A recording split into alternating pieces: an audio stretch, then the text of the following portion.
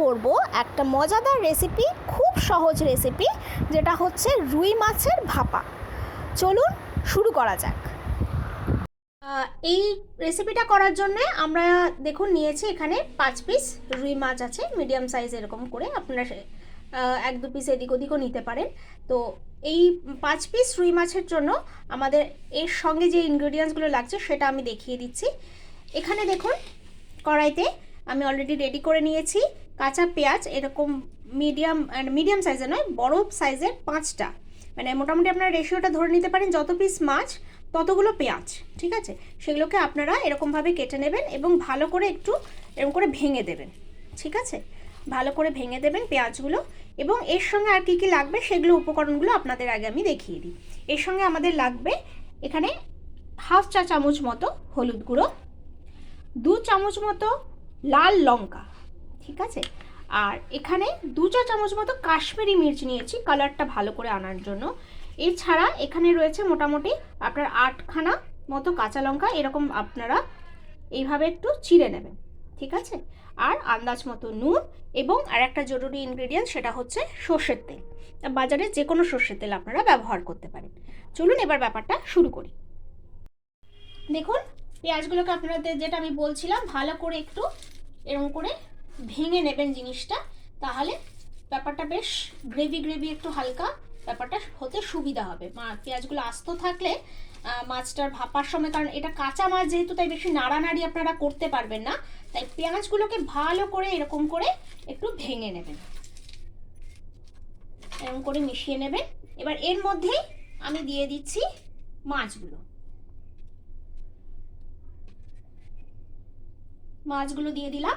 এরপর এর সঙ্গে হলুদ গুঁড়ো মিশিয়ে দিচ্ছি,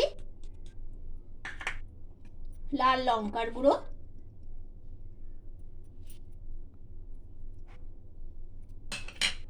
কাশ্মীরি মির্চ,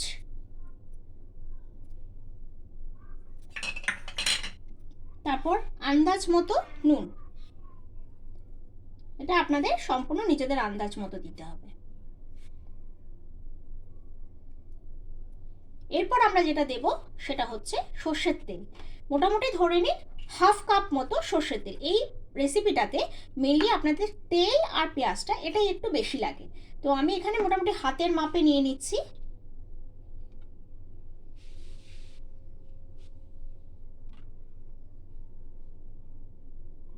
হাফ কাপ মতো সর্ষের তেল। এবার পুরো ব্যাপারটা ভালো করে মেখে নেব।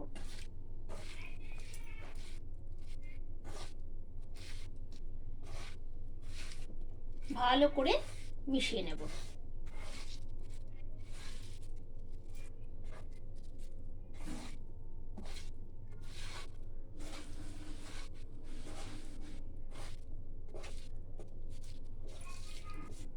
এরকম করে ভালো করে ব্যাপারটা মিশিয়ে নিতে হবে।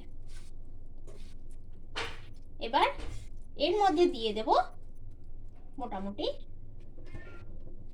এই পুরো মিশ্রণটা ডুবে যাওয়ার মতো জল।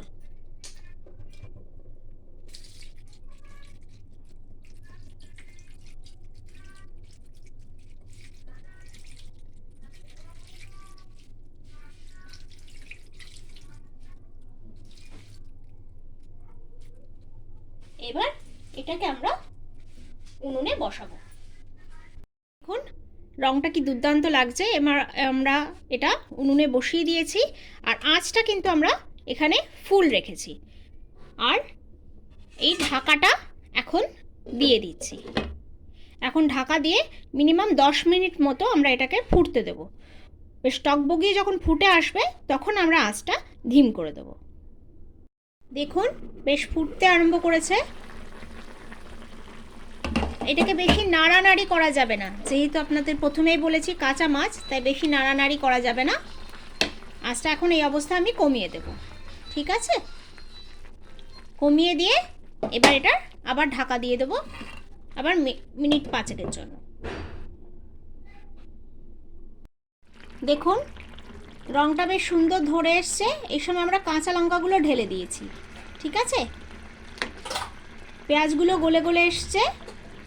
এই সময় আমরা আঁচটা আবার একবার ফুল আঁচ করে দেব, দিয়ে আমরা আবার 5 মিনিট মতো ঢেকে দেব।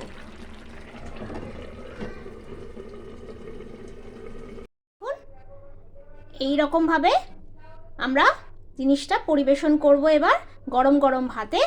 যদি আপনাদের আমার রেসিপিটা ভালো লাগে তাহলে অতি অবশ্যই আমার চ্যানেলটাকে লাইক, শেয়ার অ্যান্ড সাবস্ক্রাইব করবেন। Thank you.